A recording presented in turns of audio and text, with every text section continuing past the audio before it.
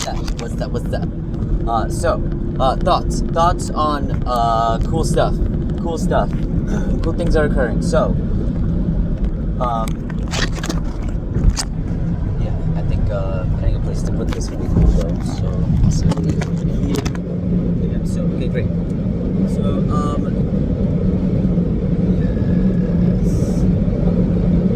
yes. So, basically, there's something magical about, love in the sense of empathy, whether it's like compassion, but the internal actual like chakra system, right? Like basically, I don't know, because there was a point where I think a few years went by and like my entire upper body was not like it was. Maybe it was I existed, but it was like a hologram or something. I felt like not a hologram, but it was a dark time, I think. And through like interesting introspection, maybe reanalyzation and a lot of just like reflecting. You start looking where you left off, whether maybe old relationships and stuff like this. So and in that is the closure concept, where it's we like things happen in life and we never know, like we don't have control over a lot of stuff, and even if we did, the things that we can't control, in a sense, there's a balance to it, we don't want to over control stuff. Then we become controlling people, paranoid or something. So there's or abusive to a degree. Yeah. So but the concept of how the magic of because for me, if I was to describe love in its like the most genuine kind of way, like especially when it's like something about maybe a new environment you're in or new people you're meeting, right? So is that there is something that like I think whether humanity shows us that like there's like maybe war going on or something that shows you that humanity is like dark, right, messed up.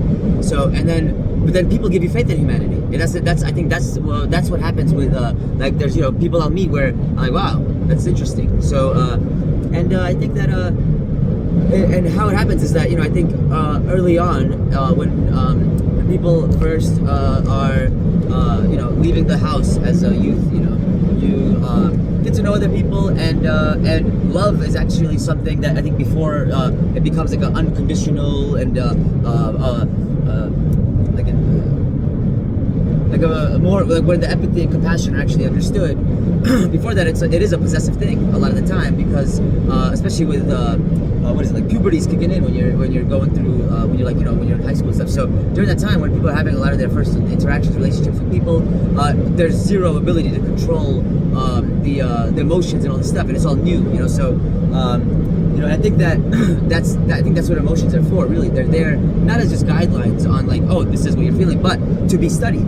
And I think I learned so much from specifically just whatever was going on in life. I would always try to look within and try to understand stuff. A lot of my psychoanalysis and experimentation came from this practice, but also because I used depression as a fuel source for a very long time. So I actually didn't know that you could create in a state of like a loving state. I always created from a depressive state because that's just, again, that's why I was thinking that confused about my origins and stuff too, is that I feel like a different species sometimes, like not that I'm discriminating against my folks, is that I'm grateful for the support of the shelter and the food growing up. It's just, I think that eventually once we I guess we meet our folks as adults, we see things differently. Not that we would have done things differently, but it's just that when we learn stuff, when you learn a new fact, right? If somebody told corrected you regarding the way that the door is pushed, they say it's a pull door. They say no, you got to push the door. You're like, okay, cool.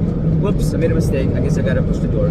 So, but I think there's times where people will be like, no, don't, like they will be ashamed that you corrected them or something, or like, it's I mean, in a sense, when it's up to the self to be like, am I gonna find shame and problem within just like somebody helping me, and like however compassion or concern comes, like, because people think that sometimes concern is like a negative thing, so but I mean, a lot of time, like, I mean, it's negative in a way. This is the conundrum too, is that if people are being themselves in their individual self, but the other, whether it's a guardian or something, let's say they don't agree with the things that the person does, and let's say the things aren't necessarily harmful, they're not harmful things, right?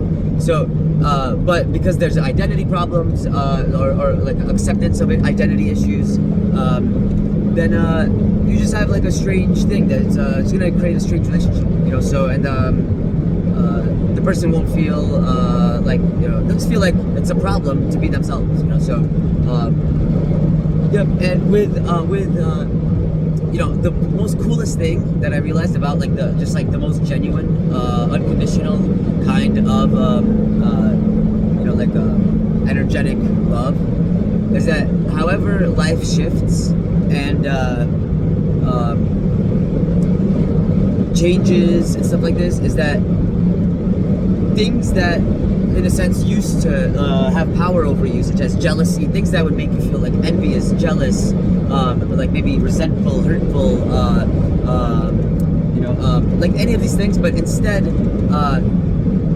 those feelings instead, it's interesting because maybe they're replaced with curiosity or like a interesting like outward pride or like it's just because I always found those things mysterious. I'm like, because I could imagine them now, but they're so far off from being things that can like take over my emotion or my mind that I'm sometimes surprised that I don't have any reaction emotionally. That my emotion, not to be in a cold way, but that things that would let's say make my heart like drop a little, or like things that would just like things that oftentimes you don't even know that let's say you had certain feelings until certain things happen, and then you'll be like, whoa, you start feeling things. You're like, okay, something's happening. Like, so, and it's amazing because no matter if it's good, bad, no matter if it's even sad or however make you feel, it's that's an awesome feeling, really. Even especially if it's like, it really doesn't matter if it's good or bad, because especially it's telling you that you're alive. So that's awesome. So and the more that we grow, I realize, like, especially depending what you did in your I guess like adolescent years and how you go about through youth, like there's a chance maybe that whether the heart is a chakra or the system engine, maybe it never gets turned on. It just stays off at a certain point. So, and then you can, I mean, you keep going because your head, you're headstrong, and the head is your heart. But it's like, you can think with your heart too. So I think a lot of people maybe would make different decisions. So yeah, it's like, what does it mean, like head versus heart, right? So the mind sees numbers, yeah. So the mind is what will sell you out. The mind will sell your ass out way before the heart will do that. So the heart, it's in a sense might forgive you for selling yourself out. So it'll always be there for you in a sense. So, but the point is that if there's ever strange connection where you feel that, especially when family or life is involved, and there's a strange ebb and flow with a possessive nature of like trying to own people, control people, tell them what to think. This is it's just a big like red flag of like it's so suspicious to me that I don't know how people have so much capacity for that. I could ramble forever about it, like if I'm driving, if I have nothing to do, but I try not to give too much attention to it, but it's everywhere. It makes me question, like who is everybody in their deep core, like, because just because somebody is can count the numbers, they see the numbers and they choose the highest number, doesn't mean that they're actually like a compassionate individual in a sense of not that like numbers will spoil you and make you evil, but that when we look at a human doing stuff, living, walking, we think they're alive. But truly, at least for myself, there was 3 years of my life that I did not feel very like in myself. I felt very like not just cold. I had no heart. It felt like my and that was because I had thought that I could control how in a sense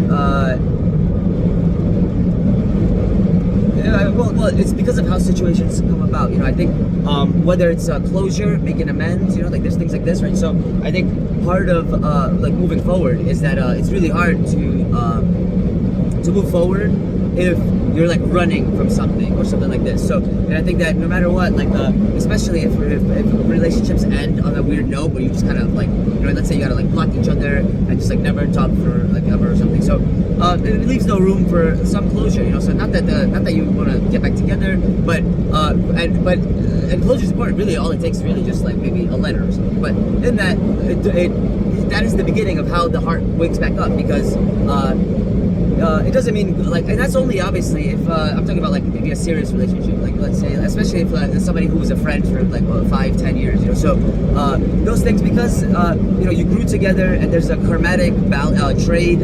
I think that we are all one. We're all different fragments of the same Godhead in a way.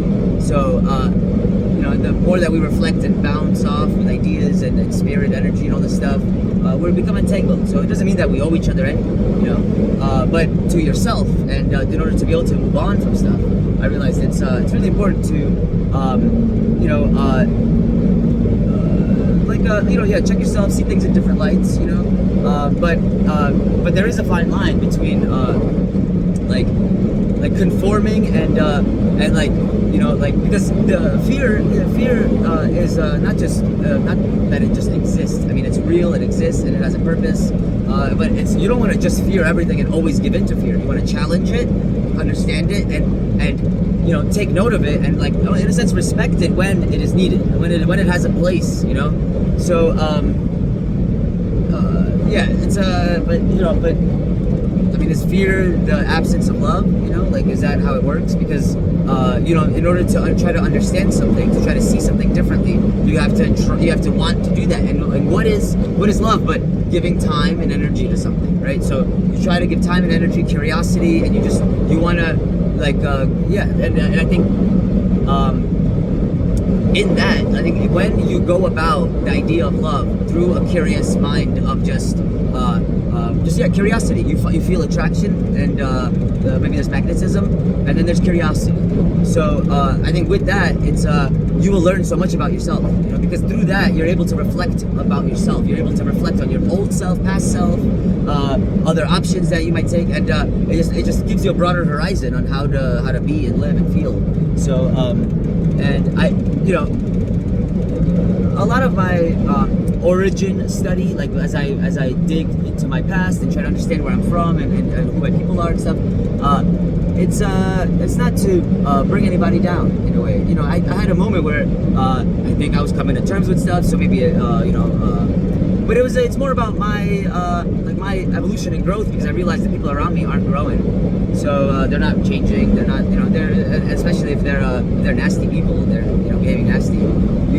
Psychologically, again, if we accept people just because they're family or relatives or a friend of a friend or a cousin of a relative or something, like if we give them respect for that, just because of that, we fail sometimes to see people for who they are because we give them that benefit of the doubt. So maybe it's time to just put it like, it's not about raising your own standards. It's like make sure people stay up to a standard, like keep them held up to a standard, right? Because trauma will keep you from being able to go about just like a base path, linear path of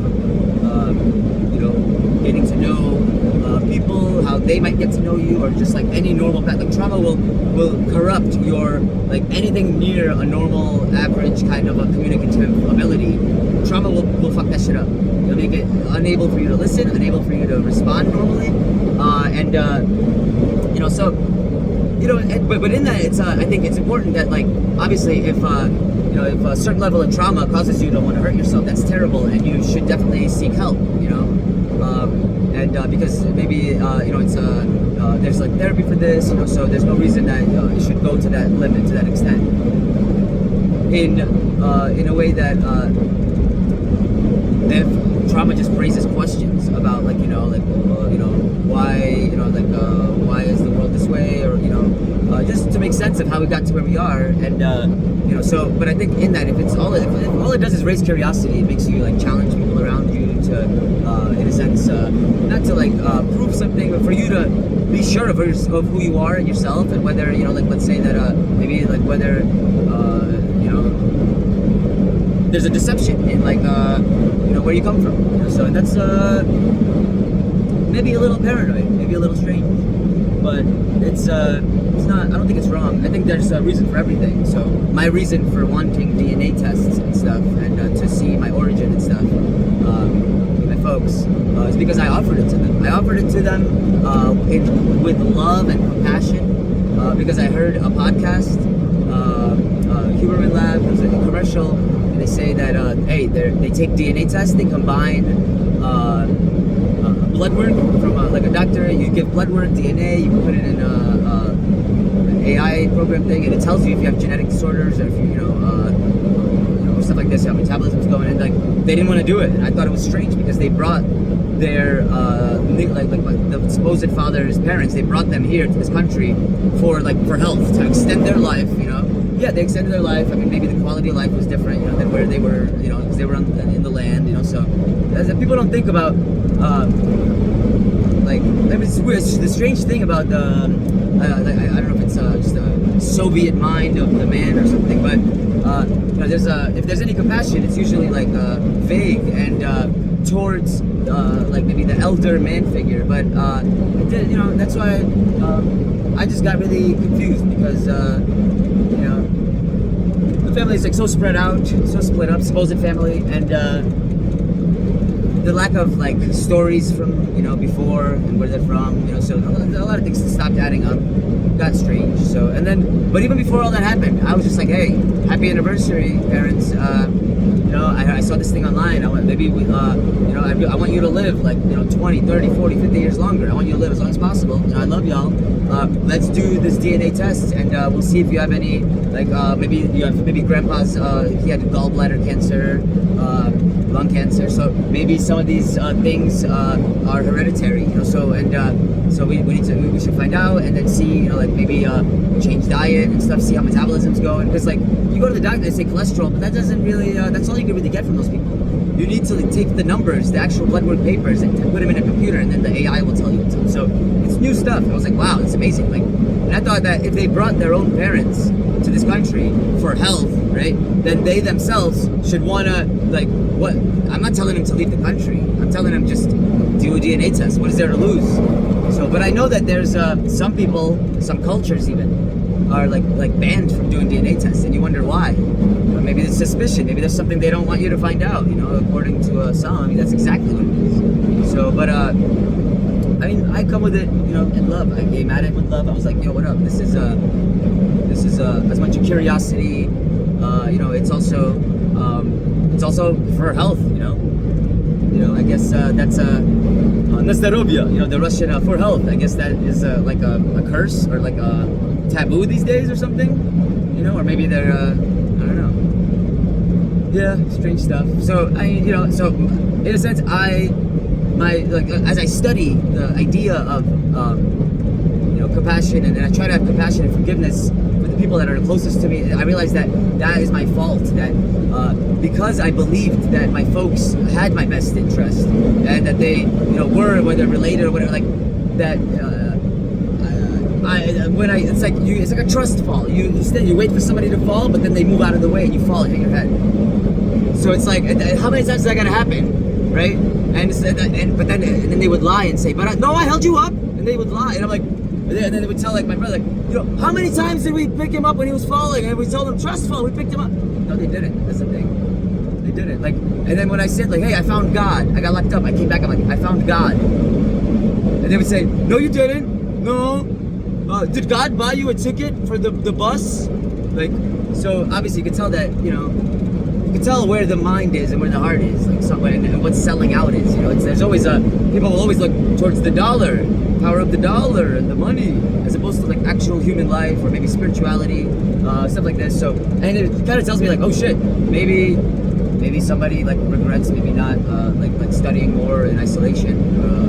Maybe there's some escapism going on a different scale. A lot of questions. I personally am so grateful and so humble. Just everything that is going on, except for obviously the war in Palestine, Gaza, that Israel is still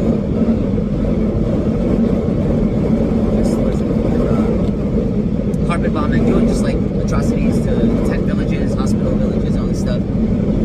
Yeah, that's atrocious stuff. The way to move forward, I think, is giving less power to those energies that are like war energies. So and this is why I think the independent movie idea, independent movie industry, like no Hollywood, you know what I mean? Like Hollywood can do. I mean, I don't care what Hollywood does. It's not like I'm still of the union Hollywood people. So there's just post-strike, no work, etc., etc. Might see if there's something down in the city, but overall, I'm over it to a point that I realized that if there was a movie that needed to be made, they wouldn't let you. They wouldn't let you. Like whether it's about war, whether it's about military, honesty, right? Because they'll make a movie about war to make you want to go do war. They'll make tanks look cool. They'll make cool explosions, pretty stuff, to make kids think that it's cool to do that stuff, right? Because they want people to think it's cool, to accept them, right? I mean, it is what it is. That's how it works, right?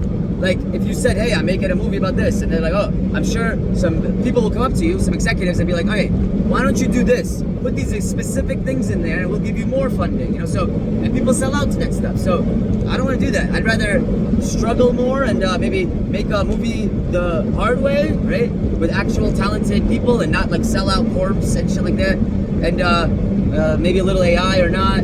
But the point is, but I want to use veterans. I want to have actual veterans, maybe their story, the lessons they learned, right?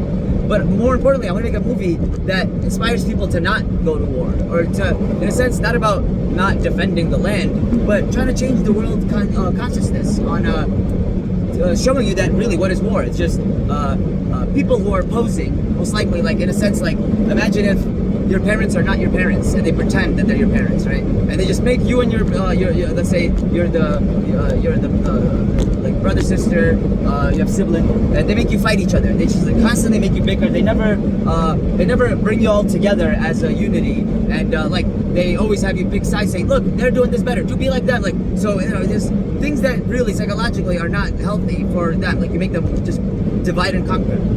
So in a sense, like that's sort of what happens in the world. You got grown, weird old men most of the time, right? Who a lot of the time will get a new name, fake a new name because of some weird shit, and then will change what do you call it? Where they are, or whatever the teams that they're in and stuff. Like when so it's so interesting that when people are already aware that at the end of World War II, right? So when the Nazis were kind of imprisoned, destroyed, eradicated, there was a point where a lot, like some of the scientists there and the people that were building the bombs or the spaceships and the shuttles, the rockets, they went and they formed NASA, right? So everybody knows like this is like a fact, right? But when like a plane full of just men traveling would be kind of suspicious. So if I was like, like what do I think happened? I think there's a chance that they probably changed these guys' names, right? They gave them just like they said, hey, like we're gonna give you another kind of like not a soldier person, but it'll be a wife that understands your mission, and we'll give you some orphans to take with you. And so it's like a conglomerate family, you know what I mean? But and the kids don't know that they're not related. They're told that yes, this is your parents, and in the weirdest way, what if these orphans are actually orphans from the war, from the enemy's team. So why would they do this? Because again, some of the evilest, like slave driver mentality reptilian fuckers in this world, right? What do? They don't want to just destroy, eradicate. They actually want to enslave. So the idea of them, creating conglomerate families and then having them say, treat the kids however you want. They're your slave. They're not really like a human. They're an animal. Like if that's the dialogue that they like, the Hamas dialogue that they're playing, right? That the Palestine, the other is like an animal, right? Like that's fucked up. But don't be surprised that this ideology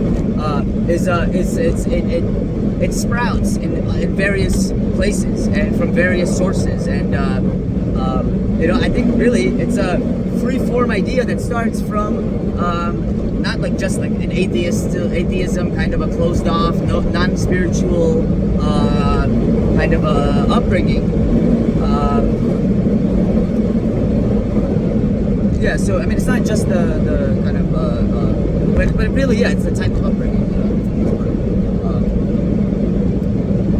Yeah, I mean, it's a lot to process. I don't know how much of this they'll let me upload and put up there, but yeah, I think the rare chance I get sleepy if I'm driving, I think doing like a little random audio podcasting like this, I think is very beneficial. I think compared to getting sleepy. So I don't want to be getting sleepy all the time. I'd rather be chilling, chatting. But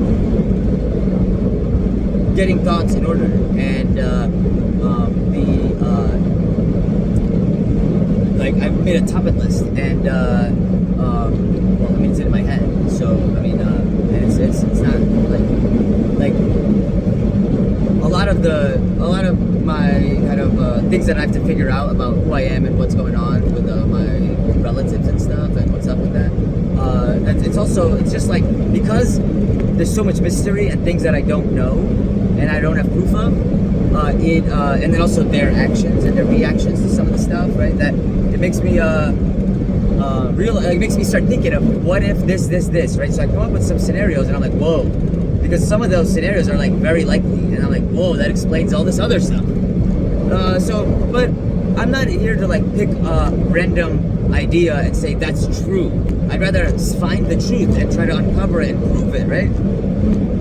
Because all the other theories I got are just movie scripts. That's all they are. They're just ideas for movies. Okay? So, and feel free to steal those ideas, because it's a movie that needs to be made. So shit, if you got the money for it, do it. But just know that if it's a real good idea, that eventually some ops will come to you, some executives, and they'll say you can't make that. You're not allowed to say that. You're not allowed to tell people the truth. You can't tell them the truth. So and they'll be like, add more stuff to like distort the youth. So tell the youth to tell them what's cool. So because movies they have the potential to inspire. So but I mean, we have a lot of superhero stuff, but that's like fantasy stuff. There could be a lot more science related stuff with just more education, in a way involved, as opposed to I guess like party and stuff. But everything's got to get made at some point, and then at least once it's made, it's like, oh shit, why'd that get made? So I think that's what the world's going through right now. A lot of the war stuff. It's like it has to get this bad for the world to look at it and say, what the fuck? Who the fuck are we? What the fuck is going on? And let's stop that shit. So yeah, I mean, I'm pretty sure that's exactly what's going on. So there will be a resolve. It will be over. So, and I don't think the people that have such a arrogant kind of an arrogant nasty pride, and consider themselves like better than other people, they're actually gonna lose. So yeah, I mean, I'm not like a fortune teller or anything, but there's no way around it, so there's no way out. It worked for so long because there was no technology. There was no technology had to get to a certain point, and that's why technology is always being not just manipulated, but it's always being surveyed and controlled and all this stuff, because they know that it's it's what kind of created a revolution. Think about it. Back when in the 50s, right? So when racism was still just everywhere, there was like blatant racism all over the country. But cameras were now mobile, like enough that you could go and take a camera on the street. So there was a riot, and they take a picture. It's in the newspaper, and then Jimmy's mom is like, "Oh my God, Jimmy, why are you beating up this kid?" And then Jimmy's like, "Oh, dude, everyone else was doing it." And then so it was like, "Oh, check yourself. You check yourself. Just because they're doing it, just because they say it's whatever, like, just check yourself. Make sure it's what you want to do." So, thanks to technology, we're like, because war was always the same pretty much in a way. Like, there's always probably one side that's getting genocided. The other side is, probably like the big bully. That, or some form of those two things. Rarely are the teams equal. So. But there was not enough technology to record it and to document it and to share it, So now it's like, even if you live in a secluded area, somehow one of your friends on TikTok or something is gonna share something that you don't want to see because it's gross and it's war. But it's a wake-up call. It's a reality check, because the thing with this country is taxes, right? Taxes, not Texas, taxes, right? So pay taxes. Some of that stuff goes to pay for war. So they make everybody guilty in this. That's how they like. So it's trippy. It's trippy. So you should still, yes, you pay taxes, but it would be great if there was a way to select where it goes, and it didn't just randomly go to pay for random bullets and stuff. Like off seas somewhere else. So yeah, it's an interesting way that they do this, because if it was a voting system, how many people would vote? Who would vote? How much? Would they have like enough at all? Anything? So, but because they chose how much to take and from like when and how, like that's why the military is so big. It's everywhere in the world. It's huge. There's like 1,000,000,000 or 50,000 nukes. It's like, why does that exist in the world at all? That many and this much stuff. It's it's definitely delusional, schizophrenic paranoia or something. They say that people are crazy, but that's crazy. That's definitely crazy. So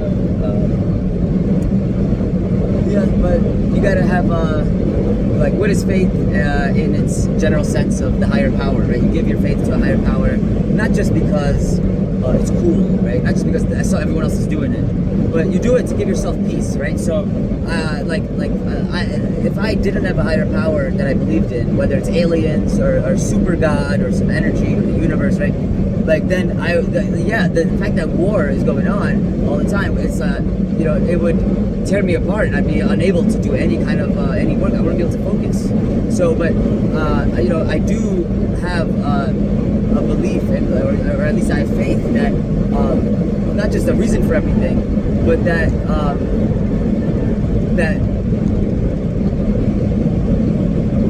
they're like, because what is the outcome if there is nothing else out there, right? And if it's just us, right? So then all the nukes that are out there, all the potential of the wars, we can totally end our own humanity, but it's almost impossible.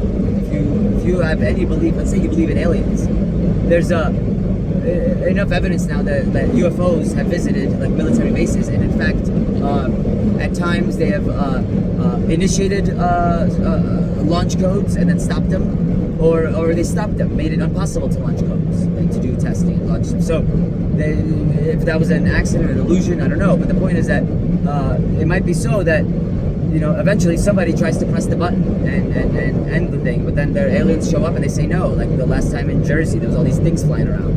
Maybe somebody pressed the button. Maybe that's what happened. Somebody pressed the button, and they got pissed off, and they thought, okay, let's do this now. And then the aliens are like, nah, we got too much involved with y'all. Like half of your livers are ours. Then there's all the gold that we need for the chips that you've been mining for us. We gotta get that shit.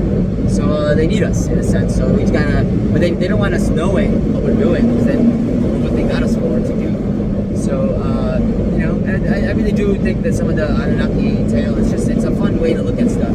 Same way with the stoned ape theory, right? So it's like, if mushrooms gave cavemen the ability to see better a little bit, like a low dose, right? Because think about it, if you're walking around and you see some new fruits like out of the poop, and okay, so you see some, because it's like savanna, you're not in the jungle anymore. It's a different kind of ecosystem, so you gotta adapt.